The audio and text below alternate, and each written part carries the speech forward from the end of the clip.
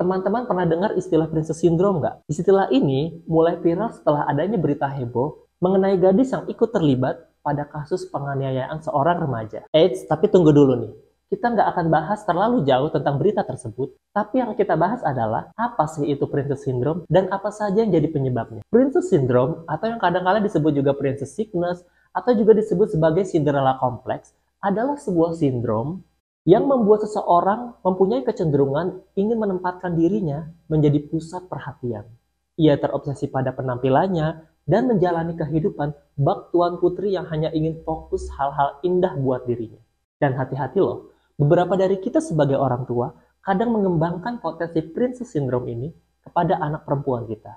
Anak kita jadi terjebak pada stereotip feminin, di mana anak perempuan mengembangkan kecenderungan narsisme dan materialisme yang kuat pada dirinya. Misalkan, saya harus sekali memperhatikan penampilan saya karena inilah daya tarik utama saya. Dan saya bersikap materialistis ketika ada seseorang yang misalnya mendekati saya dan berperilaku bak seorang putri, tentunya secara berlebihan. Sehingga gejala yang muncul bagi orang-orang yang memiliki sindrom ini, yaitu harga dirinya itu seolah bergantung sekali pada penampilannya. Dan dia sangat menuntut ekspektasi pada hal-hal di sekitarnya. Tentunya kadang kurang realistis. Ia juga cenderung ingin memanipulasi orang lain demi mendapatkan apa yang dia inginkan. Ia juga haus pujian dan sanjungan. Lalu mudah mencari kesalahan orang lain dan lain sebagainya. Sungguh memang bak putri kerajaan. Tapi putri raja yang sebenarnya kayaknya nggak gini-gini amat.